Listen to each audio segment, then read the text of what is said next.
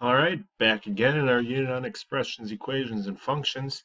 Today we're going to be focusing on how to write expressions, equations, and then also get into what are known as inequalities.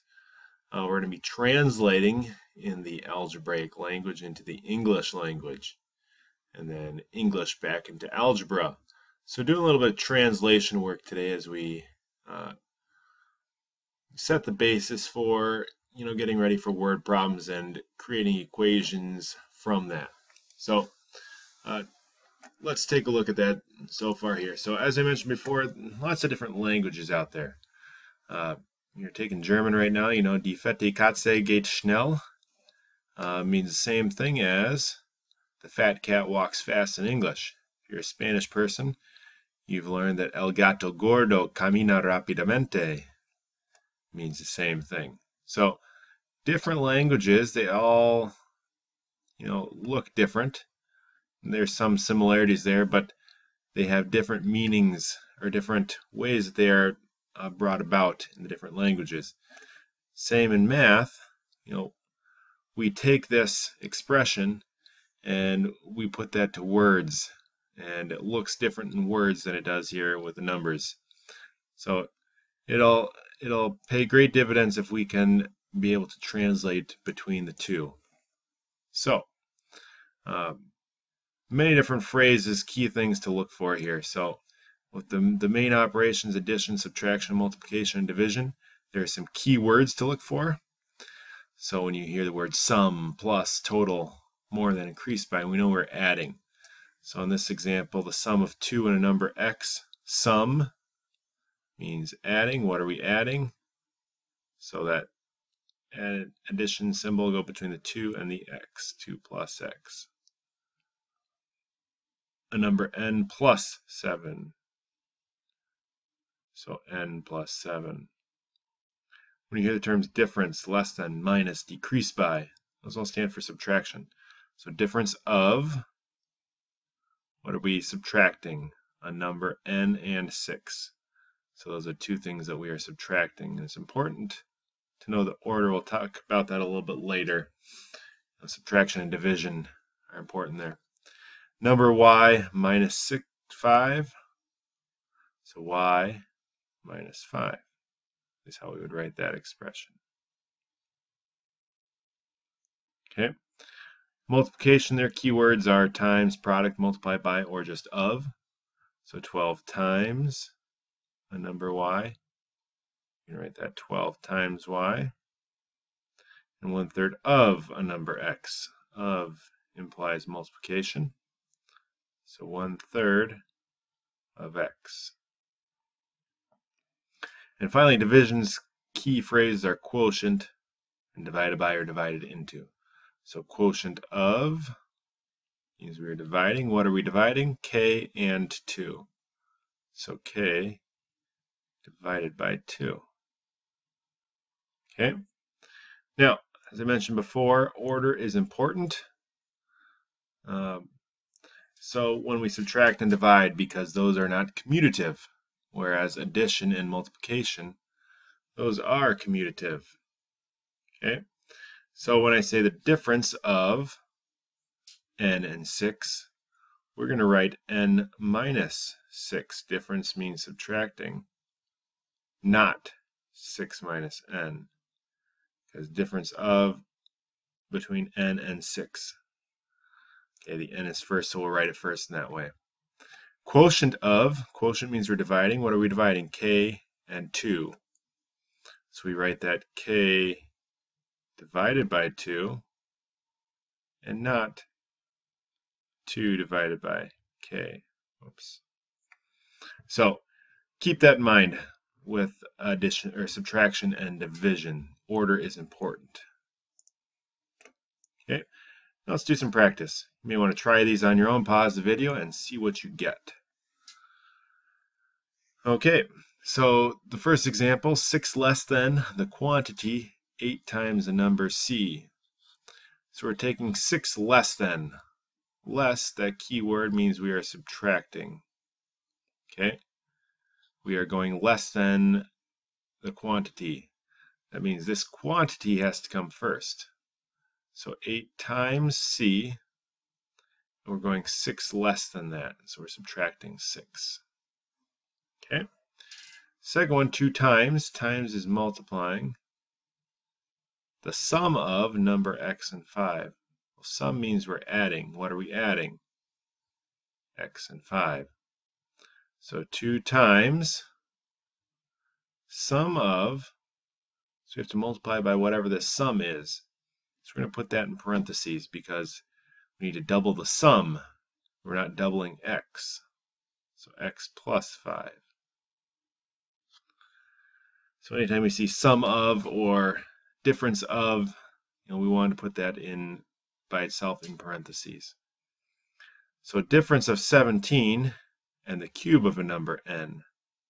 Difference means we're subtracting. What are the things we're subtracting? Well, 17 and cube of number n. So we're subtracting 17 minus the cube of n. Okay. And then D, quotient of 10 and quantity and number x minus 3. So once again, this quantity signifies that this is important. This needs to be in parentheses. That's the whole, we're just dividing two things, the quantity 10 and this quantity. So we're dividing 10 and the quantity x minus 3. Okay? So as I mentioned before, look for those key words and phrases and try to plan those out into their proper format. Okay, so those are expressions. It's important to know the expressions before we can move on to writing equations and inequalities. So as we begin to look at what is an equation, what is an inequality, let's first look at the definitions of those. So you can see that at the top there, an open sentence is a mathematical statement that contains two algebraic expressions and a symbol to compare them. So before we talked about the expressions, now if we combine the expressions with a symbol, such as this fancy equal sign, that makes it an equation if we have the equal sign between two expressions. If we throw one of these inequality symbols in there, that makes it an inequality. And we're just comparing now the two expressions. We're either saying one is less or more, or they're equal. So take a look at the chart here, copy it down, look at some of those key phrases to look for, and pause the video if you need to write it all down. And one thing to keep in mind between the less than and the less than or equal to symbol, the only difference there is we've got half the equal sign underneath it, which implies that the expression on the left is either less, but it could be equal to the expression on the right of the inequality symbol. Same with the greater than or the greater than or equal to symbol. Now, let's write some of those equations and inequalities. Once again, let's look for those keywords that are in there. So the first one, we've got the sum, so we're talking about addition, 3 times, we're multiplying, we're a and 4. So sum, we're adding, what are we adding?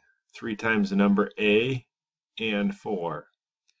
So we've got 3 times a, and we're adding 4, and it is 25. So it's the same as 25. Expression 3a plus 4 is the same as 25, so we use the equal sign. Okay.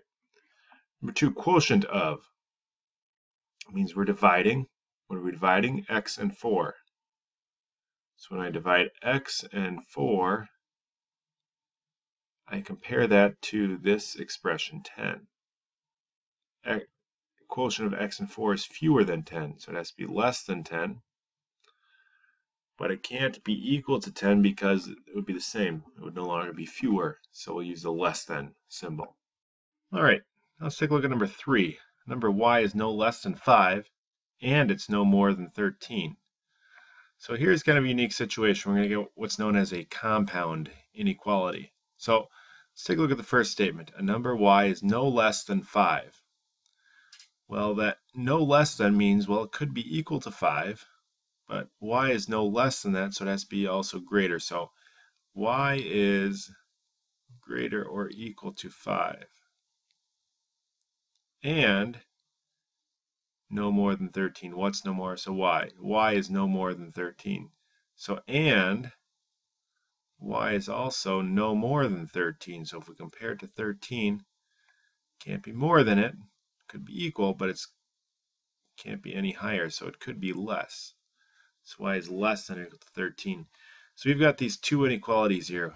Y is greater or equal to 5, and y is less or equal to 13. We need to combine those. So if we're looking at the different values that y could be, well, if it can be greater than or equal to 5, it could be 6 or 7 or 8, anything up to 13. So we're going to write that in this format. 5 is less or equal to y, which is also less or equal to 13. So here that gives us a range that y can be. So y is greater or equal to 5, and it's also less or equal to 13. Okay. Another thing we want to take a look at is what we can have for when we're comparing solutions of equations or inequalities. So just like when we were evaluating, we substitute in and came up with a value when we simplified it. Here, let's substitute in and see if that makes the equation or the inequality true or false.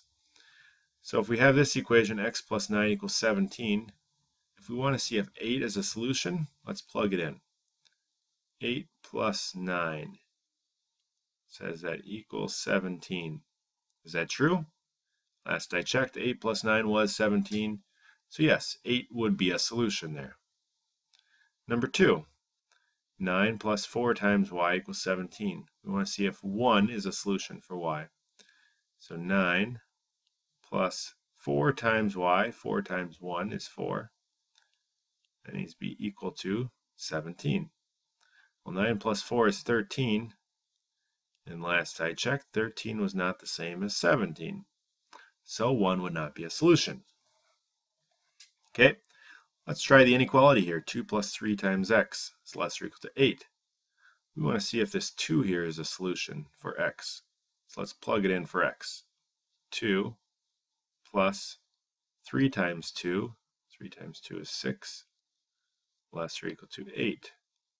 Well, 2 plus 6 is 8 if we simplify that expression. The inequality results as 8 is less or equal to 8. Well, 8 is not less than 8, but it is equal to 8. So it makes the statement true. So 2 would be a solution for this inequality. So that's what we will talk about. All we'll talk about today with inequalities and equations and expressions. So we've learned how to write expressions. We've taken those expressions and compared those as either an equation or inequality. And now we know how to check if we have a solution for those. Do the practice problems, and we'll see you in class.